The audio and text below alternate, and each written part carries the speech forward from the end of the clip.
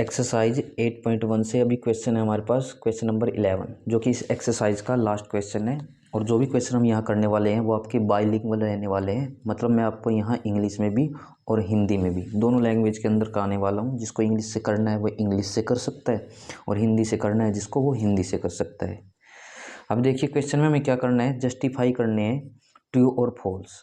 करने का मतलब ये होगा आपका कि ना, इनको मेनली बताना हमें यही है कि ट्रू होगा या फॉल्स होगा। और इसके लिए आपको अपना आंसर जस्टिफाई करना है, मतलब कि आपको अपना आंसर सोल्व भी करके दिखाना है यहाँ पे, ठीक है। और हिंदी में क्या है, सत्य सत्य की पुष्टि करनी है अभी कारण सहित। अब जैसे कि मैंने यहाँ साइड में इंग्लिश में लिख रखा है और साइड में हिंदी का, जिसको जिससे भी रीड करना है उससे रीड कर सकते हैं। अब जैसे कि इसका फर्स्ट पार्ट है तो हमें निकालना है फर्स्ट पार्ट का सॉल्यूशन। क्या पूछ रखा है इसने कि the value of 10a is always less than 1, कि 10a का मान हमेशा यानी कि सदैव 1 से कम होगा। क्या ये बात सत्य है या असत्य है, यानी कि ट्रू है या फॉल्स है। तो इसके लिए हम चेक कर लेते हैं। अब आप चेक कैसे कर सकते हो, आपके पास कई तरीके हैं। जैसे कि सबसे पहले मैं यहाँ एक राइट एंगल ट्रायंगल बना लेता हूँ। अब राइट एंगल ट्रायंगल बनाने के बाद और यहाँ जैसे कि मैंने 1 मिनट के लिए इस पॉइंट को ए मान लिया है, मतलब थीटा अपना ये मान लिया है। और मैं ये साइड 1 मिनट के लिए 12 मान लेता हूँ और ये साइड में क्या मान लेता हूँ, 5 मान लेता हूँ। अब ये करने के बाद हमसे क्या बोल रखा था कि भी 10a हमेशा किससे लेस होगा, 1 से लेस होगा। अब आप मुझको बताइए कि 10a के लिए रेशो क्या होता है, यानी अपना फॉर्मूला क्या होता है। आप बोलोगे परपेंडिकुलर बाय बेस होता है, यानी कि लंब बटे आधार होता है, यही फॉर्मूला होता है ना। अब देखो ए ये है मतलब थीटा, तो ये परपेंडिकुलर है आपका, ये बेस है। तो मैं 1 मिनट के लिए यहाँ लिखूँगा 5/12। अब आप इसको सोल्व करोगे तो सोल्व करने के बाद आपका ना यहाँ पे 0 पॉइंट समथिंग कुछ ऐसा आएगा, ठीक है ना। तो 0 पॉइंट समथिंग करके देख सकते हो आप। नॉर्मली आप अपने माइंड में कैलकुलेट करना, आपको करने की जरूरत भी नहीं है, क्योंकि हमारा न्यूमिनेटर है ना जो अंश है इससे छोटा है, तो सीधी सी बात है 0 पॉइंट समथिंग में आंसर आना है। तो मैं यहाँ से क्या कंक्लूजन निकाल सकता हूँ कि जो 5/12 है वो किससे लेस देन है, 1 से लेस देन है। तो क्वेश्चन में क्या बोल रखा था कि भाई 10a की जो वैल्यू है ना वो हमेशा किससे छोटी रहेगी, 1 से छोटी रहेगी। तो यहाँ 1 से छोटी तो आ रही है, लेकिन हम एक सेकंड कंडीशन भी लेके चलेंगे आपकी। वो सेकंड कंडीशन क्या है, मैं दोबारा से या फिर मैं इससे ही समझा देता हूँ आपको। अब जैसे थीटा मैंने ये मानना है तो हमको पता है थीटा हम ये भी तो ले सकते हैं ना। जब मैं थीटा ये ले रहा हूँ तो इसका बेस और परपेंडिकुलर यानी कि आधार और लंब चेंज होगा। तब मेरे पास परपेंडिकुलर क्या बन जाएगा, आप बोलोगे 12, और बेस क्या बन जाएगा 5। तब फॉर्मूला रखेंगे हम सेम, 10a = p/b, यानी कि लंब बटे आधार। लेकिन अब की बार रेशो चेंज होंगे हमारे। लंब यानी कि परपेंडिकुलर क्या बनेगा आपके पास, थीटा के सामने वाला मतलब कि 12, और आधार क्या बनेगा हमारे पास, अब बोलोगे 5। अब सोल्व करोगे तो आपका आंसर ना समथिंग आएगा। इसको सोल्व करने के बाद डेसिमल में 5 2 10, यानी 5 दूनी 10, और यहाँ डेसिमल लगेगा 5 चौका 20, यानी कि 2.4 आ गया आपका। और 2.4 हमें पता है किससे बड़ा होता है, 1 से। तब मैं यहाँ से क्या बोल सकता हूँ कि 12/5 ये हमेशा ग्रेटर देन होगा किससे, 1 से। लेकिन यहाँ तो इन्होंने क्या दे दिया है, बोल क्या रखा है कि ना 10a की जो भी आप वैल्यू लोगे वो हमेशा 1 से छोटी आएगी, यानी कि ऑलवेज वर्ड लगा रखा है, सदैव यानी हमेशा वर्ड लगा रखा है। लेकिन यहाँ से क्या है, 10a की वैल्यू 1 से ग्रेटर भी आ रही है।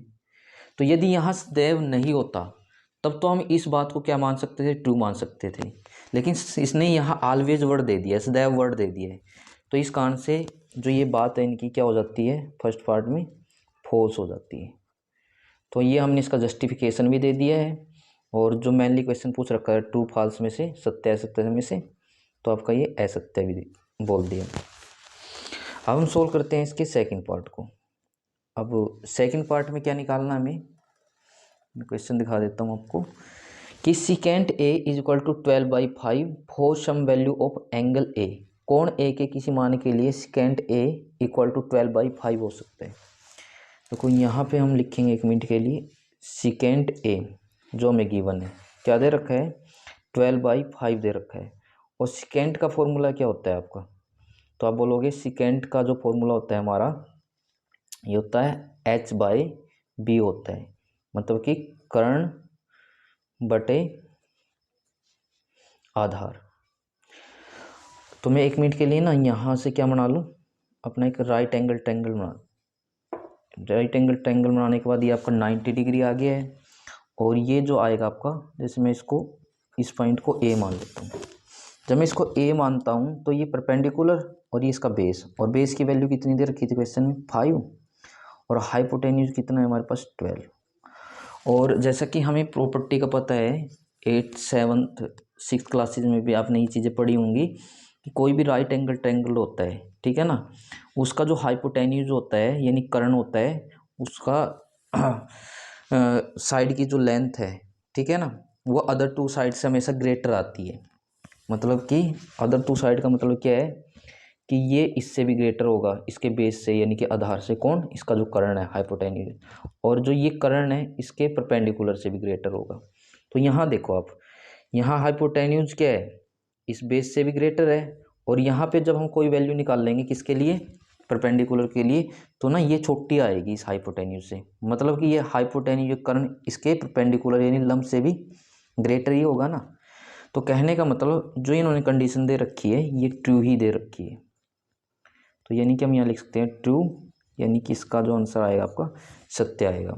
और रीजन यदि आप कोई लिखना चाहते हो कि तो आप लिख सकते हो कि हाइपोटेन्यूज हमें always greater other two side, यानी कि जो कर्ण होगा अन्य दोनों भुजाओं से बड़ा होगा।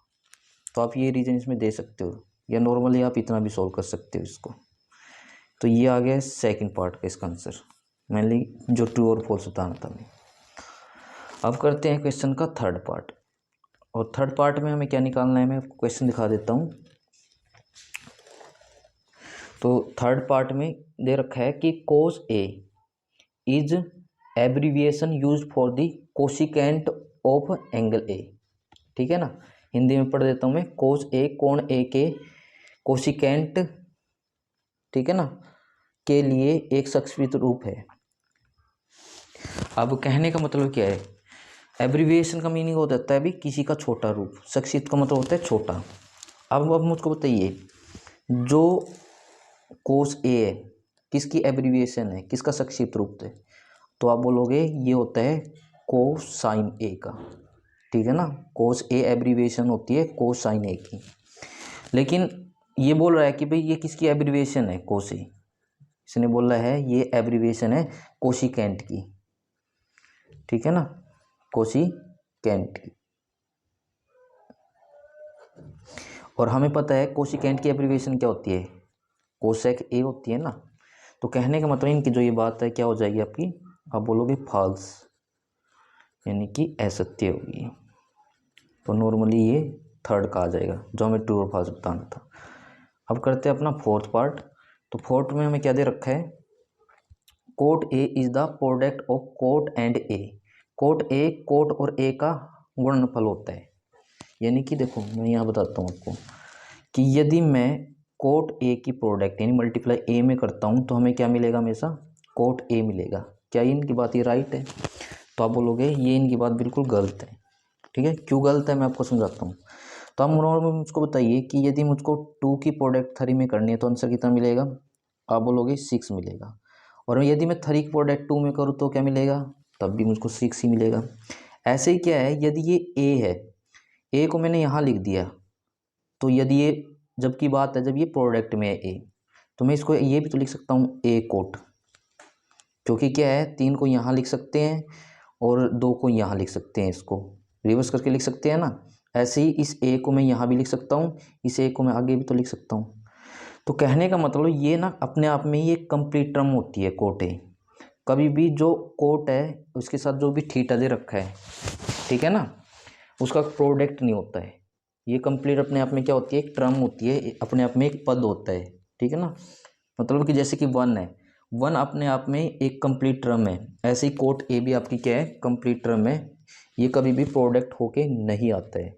और ये क्या बोल रहा है कि भाई ये प्रोडक्ट होके कोट ए बना होगा, तो ये बात क्या होगी इनकी, बिल्कुल फॉल्स, यानी कि हम लिखेंगे असत्य। ये इसके फोर्थ पार्ट का आंसर आ गया है। अब करते हैं इसका लास्ट पार्ट सोल्व, यानी कि फिफ्थ पार्ट।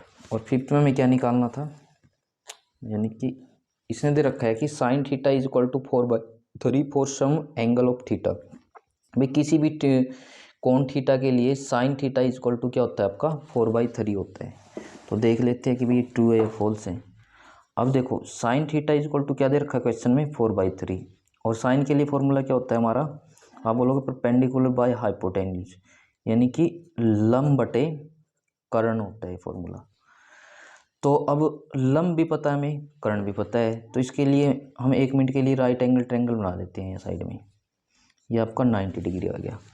एच की वैल्यू थीटा के अकॉर्डिंग एक बार मैं थीटा लिखवा देता हूँ, ये ले लिए जैसे।